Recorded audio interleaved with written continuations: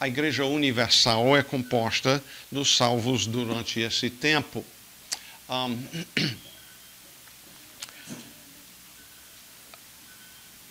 Deixa eu ver. Quanto a Israel, deixa eu tratar um pouco aqui, biblicamente, do seu começo. Seu começo, quanto a Israel, começa com Abraão, o patriarca, a quem Deus disse o seguinte, em Gênesis 12, 1 e 2 e 3. Ora, disse o Senhor a Abraão, sai da tua terra, da tua parentela e da casa de teu pai, e vai para a terra que te mostrarei. Então, nota que quanto a Israel, seu início com Abraão, Deus prometeu uma terra. Então, a aliança abrâmica envolve terra. Versículo 2, de ti farei uma grande nação. Então, envolve uma questão de terra e nação. E te abençoarei e te engrandecerei o nome, ser tu uma benção. Então, vemos aqui no versículo 2 que Israel envolve um povo, uma descendência específica de Abraão e fazer delas uma nação assim como tem o brasileiro, tem o país, a nação, o Brasil.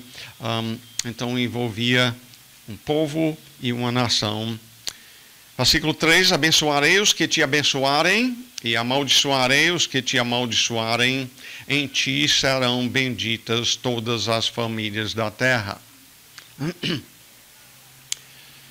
É ver com este versículo que Israel não seria um fim em si, mas um meio pela qual Deus nos daria, então, a bênção da palavra, a bênção do Salvador, e por meio da vinda da Bíblia e do Salvador, ele abençoaria as nações. É importante compreender que quanto a Israel,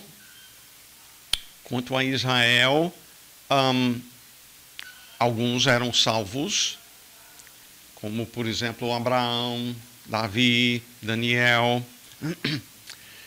Porém, a aliança abrâmica, e depois mais alguma coisa acrescentada com a aliança mosaica, foi feita com descendentes físicos de Abraão, que em grande parte não foram regenerados.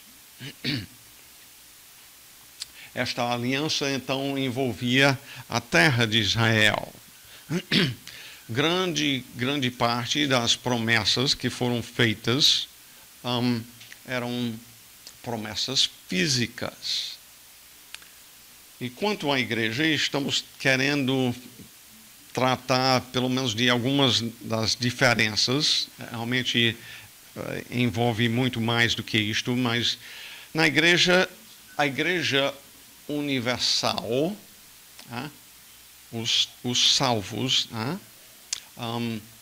tem a igreja local também, que é um grupo de pessoas que são salvas pela graça do Senhor, se reúnem regularmente para cultuar o Senhor, estudar a sua palavra, tem liderança, se reúnem para celebrar a ceia do Senhor, se reúnem, fazem discípulos e a estes levam a serem batizados.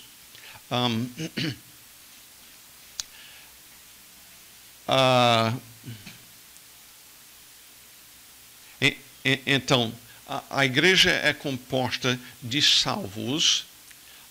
A gente não recebe como parte da igreja local pessoas, a não ser que a gente tenha convicção da sua salvação por meio da sua confissão de fé no Senhor Jesus Cristo. Agora, essa coisa não vem por meio de descendência física. Por exemplo, Deus nos abençoou com diversos filhos e nossos filhos, então, não fazem parte da Igreja de Cristo até que elas também professam a fé no Senhor Jesus Cristo. O novo nascimento espiritual é necessário para fazer parte da Igreja de Cristo. A gente sabe que no meio disto, Satanás procura semear os filhos dele, né? Mas em termos da nossa procura, é de receber só aqueles que são genuinamente salvos. E a próxima pergunta ainda tem ligação com isto, é como explicar essa diferença em termos do período de transição. Por exemplo, João Batista faz parte da igreja ou de Israel. E já que nós definimos como o início da igreja sendo no dia de Pentecoste, a resposta fica: João Batista era do tempo ainda do Velho Testamento. Ele foi enviado pelo Senhor Deus para anunciar a vinda de Cristo. E, por exemplo, em Mateus capítulo 3, versículo 1, naqueles dias apareceu João Batista pregando no deserto da Judéia e dizia: arrependei-vos, porque está próximo o reino dos céus. E com isto ele estava anunciando a chegada do reino com o seu rei Jesus.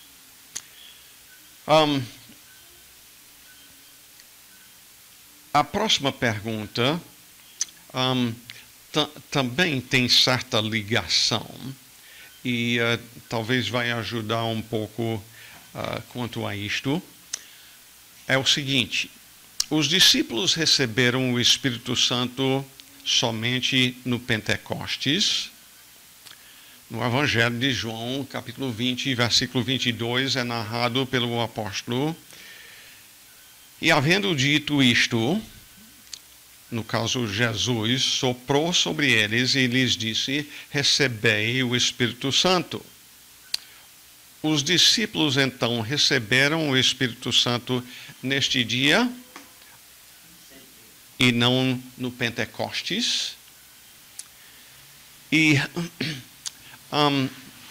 preste boa atenção aqui à minha resposta, porque vocês sabem que o ministério pastoral envolve capacitar vocês para a obra do Senhor. E no caso aqui eu quero lhes ensinar um cuidado necessário quanto ao estudo da palavra, né? De não formar uma conclusão só em cima de um versículo.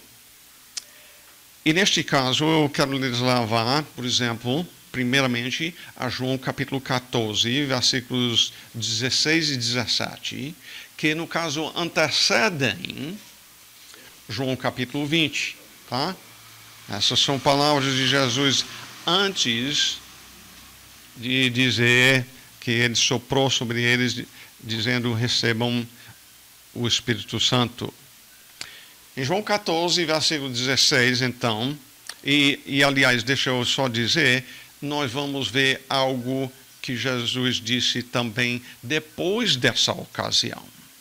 E nós precisamos encaixar o antes, este do meio, e o depois, no todo do entendimento do que ocorreu. Ok? o antes. Jesus diz: eu rogarei ao Pai, e ele vos dará outro Consolador. Quem é o Consolador? O Espírito Santo.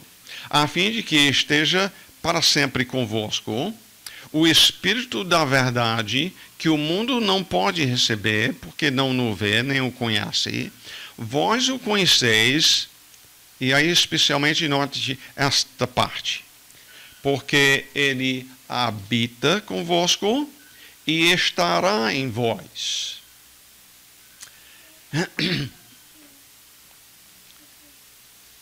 Nota que Jesus diz que ele estaria para sempre com eles. E nota também a questão, de novo, do tempo dos verbos. Ele disse, ele, falando do Espírito Santo, primeiramente, lá no final do versículo, ele o quê? Habita.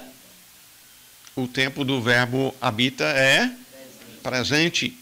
Então, já Jesus está dizendo, o Espírito Santo já habita com vocês. Aí ele continua dizendo, o quê? E estará em vós. Estará, o tempo é futuro. Então, eu não sei todos os detalhes quanto a dizer o que é que vai ser toda essa diferença, mas é compreender que Jesus está prometendo alguma coisa a mais do que ele já tem em relação ao Espírito Santo atualmente. Agora, vamos olhar Atos capítulo 1, versículos 4 e 5. E lá nós vamos ver, então, algo quanto ao futuro. Ok? Em Atos capítulo 1, versículo 4. Isso aqui é depois da morte, depois da ressurreição de Jesus. Ele anda com seus discípulos durante 40 dias. E então volta ao céu. E é durante esses 40 dias, diz, e comendo com eles, determinou-lhes que não se ausentassem de Jerusalém, onde estavam, mas que esperassem a promessa do Pai, a qual disse ele, de mim ouvistes, lá, por exemplo, em João 14, porque João, na verdade, batizou com água, mas vós sereis batizados com o Espírito Santo não muito depois destes dias. Especificamente, compreendam que Jesus passou 40 dias, voltou para os céus. E Pentecoste, a própria palavra significa 50, o Pentecoste vinha 50 dias depois da Páscoa. Então, Jesus voltou ao céu, eles passaram 10 dias, né? Não muito depois destes dias, estava chegando o dia de Pentecostes, quando Jesus disse, sereis batizados com o Espírito Santo. Então, diante disto, estamos aqui para dizer que o que ocorreu lá em João capítulo 20 não foi o todo daquilo que Jesus prometeu, não. Ok? O principal daquilo que ele estava prometendo quanto ao ministério do Espírito Santo ocorreria no dia de Pentecoste, quando todos que estavam presentes foram batizados com o Espírito Santo. Agora, tendo dito isto, nós precisamos ir a 1 Coríntios capítulo 12.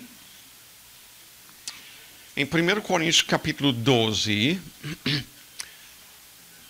aliás, 12, 13 e 14, Paulo está ensinando sobre os dons espirituais.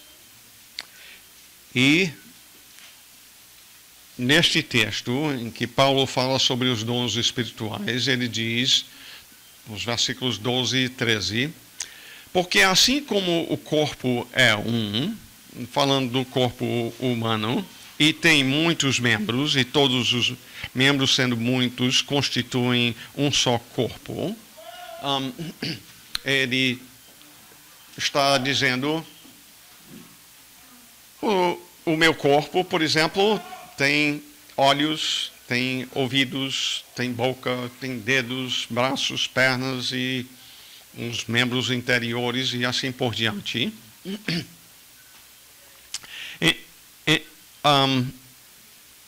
Então, é uma diversidade grande em termos dos membros do corpo, mas tudo isso aqui faz um corpo.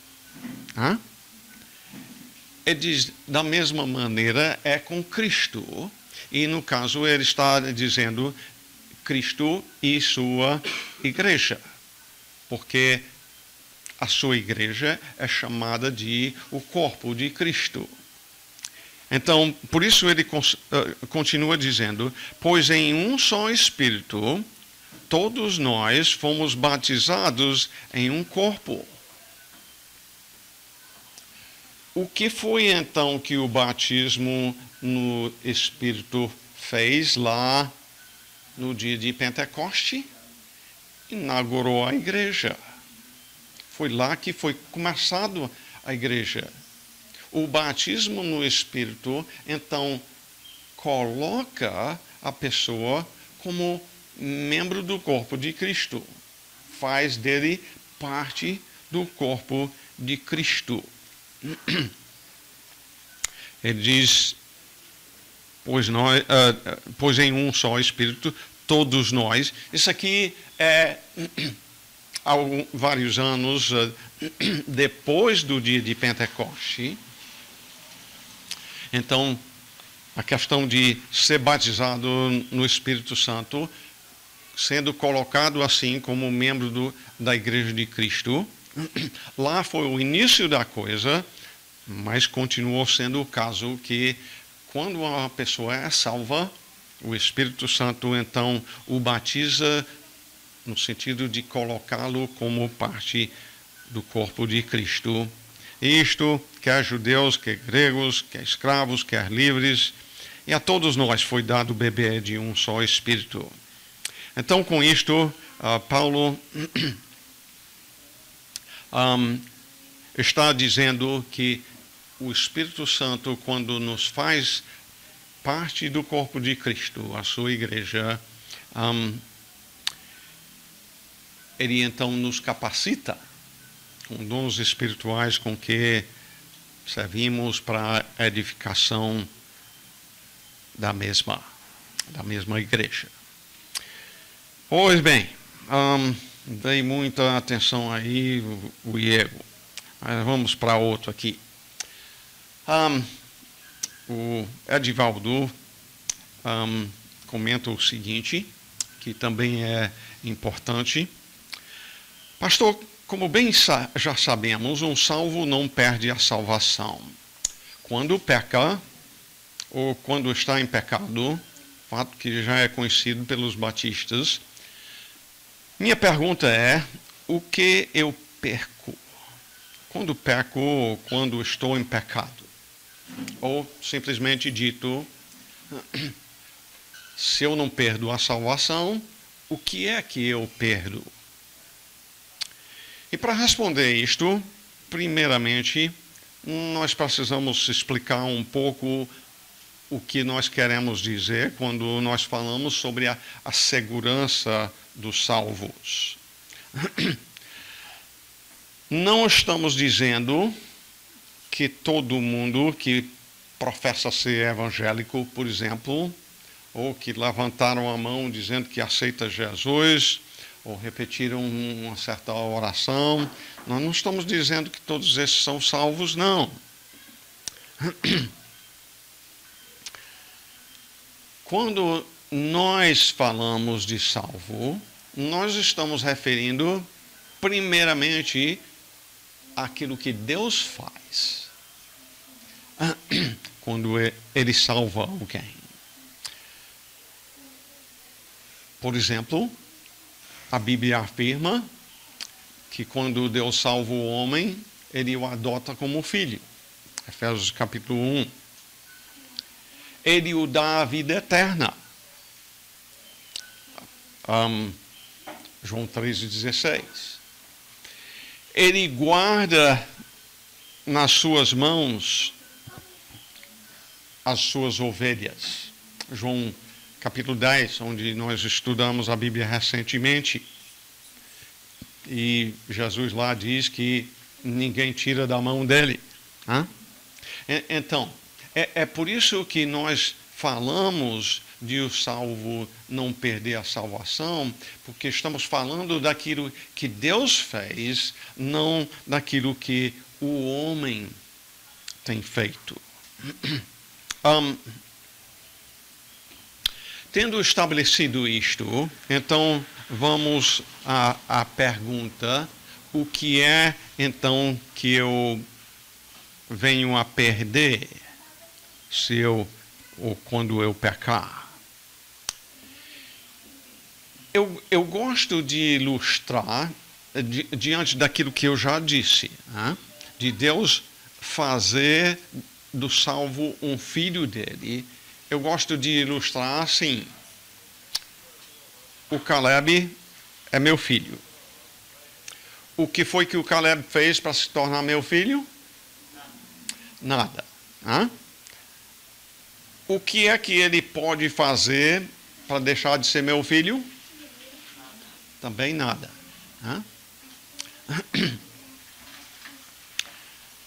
Agora, ele é meu filho. Mas se ele me agredir com palavras iradas, isto me ofende? Deus me fez pai dele. É a ordem do Senhor que ele me honre. Então, naturalmente, ele me agredir com palavras iradas me ofende. Ele não deixa de ser filho, mas o que afeta? Afeta a aproximação, afeta a intimidade do relacionamento. Eu vi nessa semana uma situação tão lamentável de uma filha que não honra o seu pai. Passou muito tempo sem nem falar com ele. E isto porque tem rejeitado o evangelho que o seu pai tão claramente tem apresentado. Não tem intimidade mais entre esse pai e a sua filha.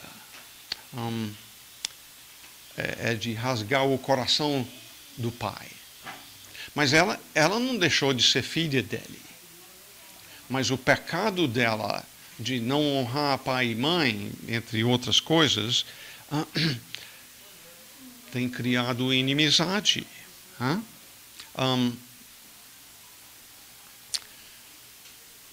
O que é que precisa ser feito, então, o Caleb me agredindo com palavras? O que precisa ser feito é confessar o pecado e suplicar o perdão do mesmo. E semelhantemente, é isso que o Senhor fala que precisa da nossa parte. Em resposta simples ao que acontece quando o salvo peca, é a falta da intimidade com o Senhor Em 1 João 1:9 diz, se confessarmos o nosso pecado, ele é fiel e justo. Nota que ele não deixa de ser justo, ele sempre é justo, mas ele é fiel e justo para nos perdoar. Ele não deixa de ser justo quando perdoa, ele pode perdoar, não simplesmente tapando os olhos e fazendo de conta que não existe o pecado da gente, mas ele pode perdoar na base de que ele em Cristo pagou pelo nosso pecado. Ele é fiel e justo para nos perdoar os pecados e nos purificar de toda injustiça. João continua dizendo no capítulo 2, filhinhos meus, estas coisas vos escrevo para que não pequeis. Tudo que a Bíblia diz não é a fim de que, eu sou guardado pelo Senhor e por isso agora posso pecar à vontade, porque já estou seguro na mão do Senhor.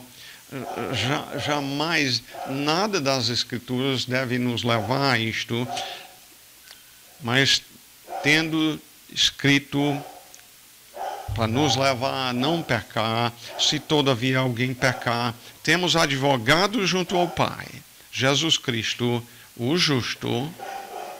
E costumeiramente, quando a pessoa tem pecado, ou tem quebrado a lei, em outras palavras, ele não quer justiça, não. Né? Ele quer misericórdia. Né? Ele quer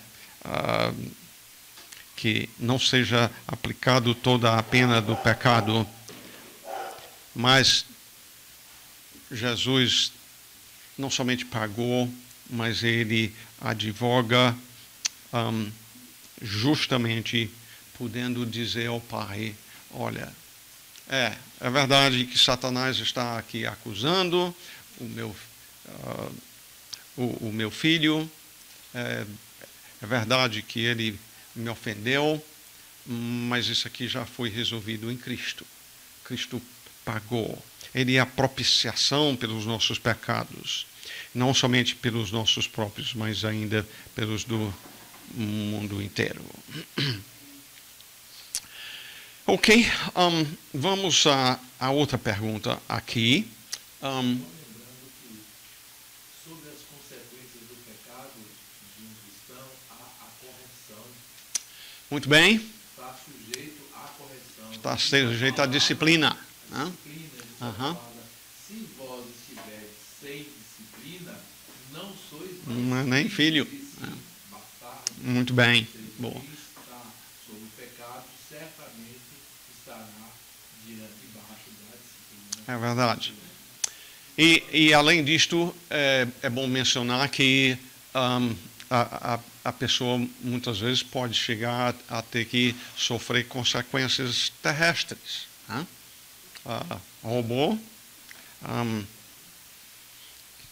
ainda que o Senhor o perdoe, ainda aqui na terra tem que pagar. Pois bem, a próxima pergunta é: o que é fé genuína? Para o Senhor, como ela funciona, como obtê-la? É uma pergunta muito válida, muito importante.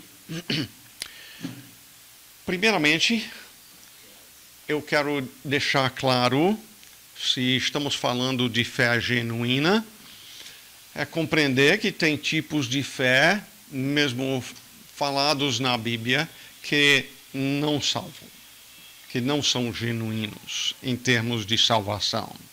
Por exemplo, Tiago capítulo 2. Você pode abrir na sua Bíblia aí, Tiago capítulo 2. Em versículos 17 a 19. Assim também a fé, se não tiver obras, por si só está morta. O Senhor, assim, nos informa que a fé salvífica, a fé genuína, ela vai ser acompanhada por boas obras. Mas alguém dirá, tu tens fé e eu tenho obras. Mostra-me essa tua fé sem as obras. Como é que vai mostrar a fé sem as obras? Não pode. Né? Alguém vai para o médico, ele passa uma receita, a pessoa se dá crédito ao médico, vai lá na farmácia da dona Grace e do seu GR e compra um remédio. E a ação mostrou que acreditou na palavra do médico. Aquela ação mostrou que creu no que foi dito. Né? O autor diz, eu com as obras te mostrarei a minha fé. A fé salvífica é demonstrada por meio daquilo que fazemos. Versículo 19 continua dizendo, crês tu que Deus é um só? Faze bem. Até os demônios creem e tremem. Em outras palavras, Satanás e os demônios são monoteístas. Creem que só tem um Deus. São salvos porque creem em Deus? Jamais.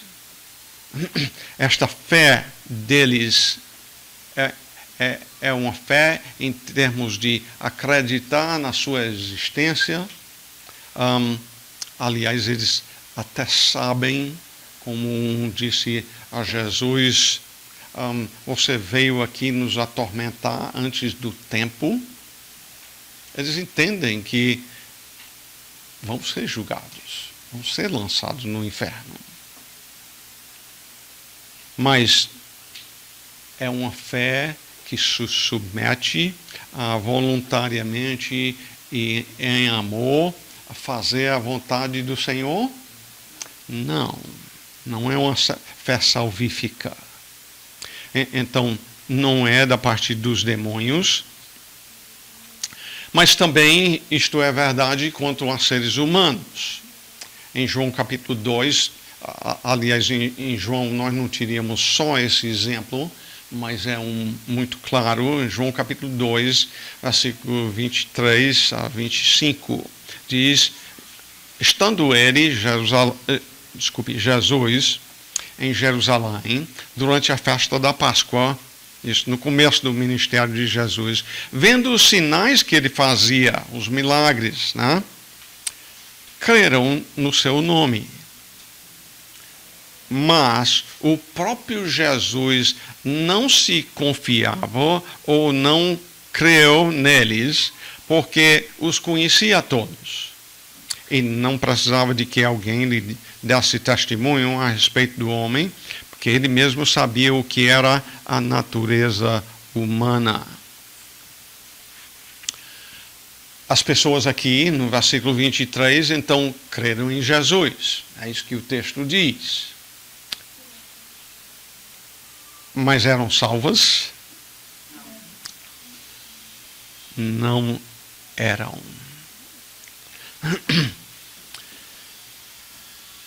O que foi que levou eles a crer em Jesus? As obras de Jesus, os milagres que ele fez.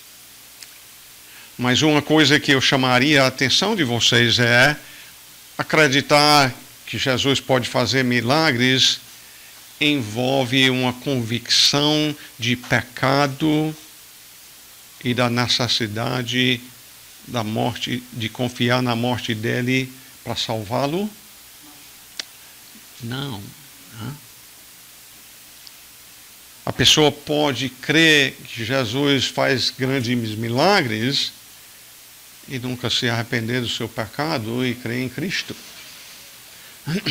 Nicodemos foi um exemplo disto. Nos próximos versículos, ele chega a Jesus e ele diz, diante do que você fez, você certamente é um homem que veio de Deus. E Jesus diz a ele, Nicodemos, se alguém não nascer de novo, não pode ver o reino de Deus. Nicodemos, com isso, precisava compreender que ele necessitava de uma coisa que ele mesmo não podia fazer por si mesmo. Assim como Caleb não se fez filho meu, muito menos você pode se fazer filho de Deus. Mas vendo a sua condição de perdido e clamando a Ele, como diz, por exemplo, em João 3,16, logo depois dessa conversa de Jesus com Nicodemos, porque Deus amou o mundo de tal maneira que deu o seu Filho unigênito, para que todo o que nele crê não pereça, mas tenha a vida eterna. Então, a fé genuína envolve crer não na sua própria bondade, mas arrependido do seu pecado, passando a confiar unicamente em Cristo. É importante compreender que a fé genuína tem sua origem no Senhor. A fé salvífica. Efésios 2 e 8. Efésios 2 e 8.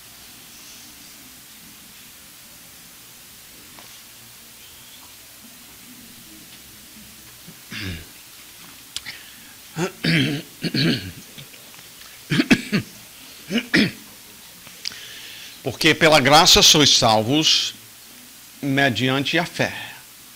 E isto não vem de vós, é dom de Deus, não de obras, para que ninguém se glorie.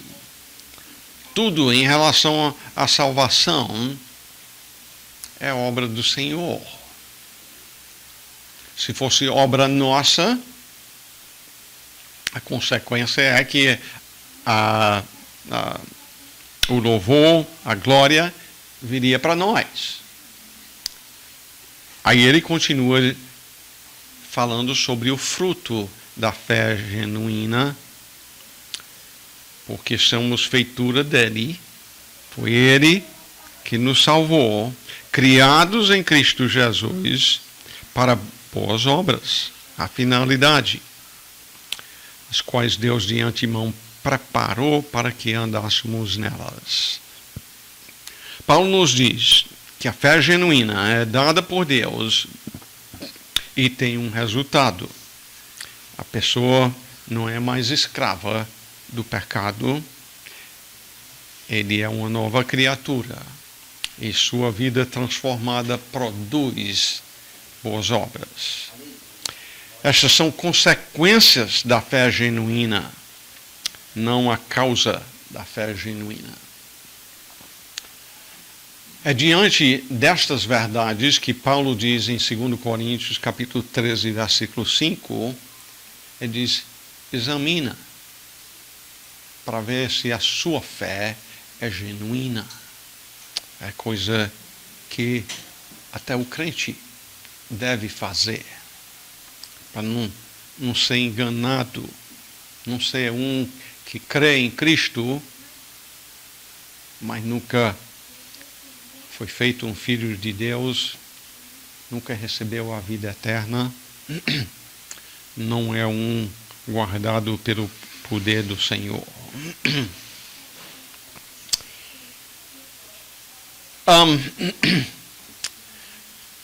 Aí vamos a Marcos capítulo 3. É bom abrir a sua Bíblia lá, Marcos capítulo 3. É uma pergunta que a gente recebe frequentemente, aliás, e é isto, em Marcos 3 e 29, o que realmente é blasfemar contra o Espírito Santo? Que pecado é esse?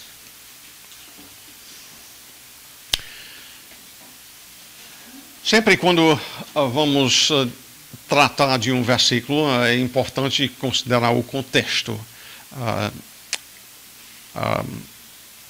do versículo. E aqui Jesus tem feito alguns milagres, de forma que o povo está impressionado com aquilo que Jesus vem fazendo.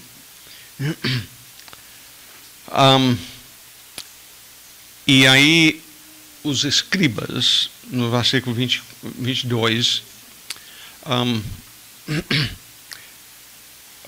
preocupados que o povo está indo a seguir a Cristo em vez de a eles, que aliás é o natural do chamado da pessoa que se chama pastor, padre, ou seja o que for, sem Cristo, ele está atrás de angariar seguidores para si mesmo. Então, se estão saindo para outro canto, é preocupação para ele em termos de renda, em termos de poder político, ou seja o que for. Mas eles, atrás de dizer para o povo, não seja besta e siga a Cristo, eles dizem, olha, Jesus lançando fora os demônios, ele faz isso porque ele faz isso através do maior dos demônios, ou de Satanás. É no poder de Satanás que ele faz isso. E nos versículos, então, 23 a 26, Jesus diz, olha, se eu lanço fora os demônios pelo poder de Satanás, então Satanás está brigando contra si mesmo. Não faz nem sentido. É o argumento dele. E então, ele diz no versículo 28, em verdade vos digo que tudo será perdoado aos filhos dos homens, os pecados e as blasfêmias que proferirem. E aí está aqui o versículo sobre qual a irmã fez a pergunta. Mas aquele que blasfemar contra o Espírito Santo não tem perdão para sempre, visto que é réu de pecado eterno. Vamos observar umas coisas aqui, então, diante daquilo que nós já vimos. Primeiramente, aqui Jesus passa a mencionar o Espírito Santo. Até aqui não tinha sido mencionado o Espírito Santo, mas ele está, por implicação, dizendo, estes homens que atribuíram o que Jesus fez a Satanás, eles fizeram o quê? Blasfemaram contra o Espírito Santo. É dizer com isto que a obra do Espírito Santo é uma de levar pessoas à salvação em Cristo. Esse é o trabalho dele. Então, o trabalho do Espírito era levar esses homens a reconhecerem os seus pecados e levá-los a Cristo, a confiar nele. E quando o Espírito Santo opera a esse fim, e eles dizem, não, vem do diabo, então ele está dizendo que a salvação vem por meio de ação do Espírito Santo levando a pessoa a crer em Cristo. E se é rejeitado a obra do Espírito Santo, que leva à salvação, é por isso que não tem perdão. Não tem perdão porque rejeitou o único meio que poderia ter o perdão em Cristo. Ok? Se a pessoa então prosseguir perguntando, então, será que eu cometi este pecado? Eu diria, primeiramente, nós não temos hoje em dia Jesus aqui presente fisicamente fazendo o que ele estava. Nós temos o registro do que ele fez aqui nas Escrituras. Então, nós não temos Cristo fazendo o que Jesus estava presente fisicamente fazendo. Agora, por outro lado, continua sendo que o Espírito Santo exerce esse mesmo trabalho que ele exercia naquele tempo, levando pessoas a reconhecerem os seus pecados e a salvação em Cristo. Então, quando a pessoa continua rejeitando a obra do Espírito Santo, pode muito bem com isto chegar o dia quando não tem mais jeito para ela. Pois bem, foram boas perguntas.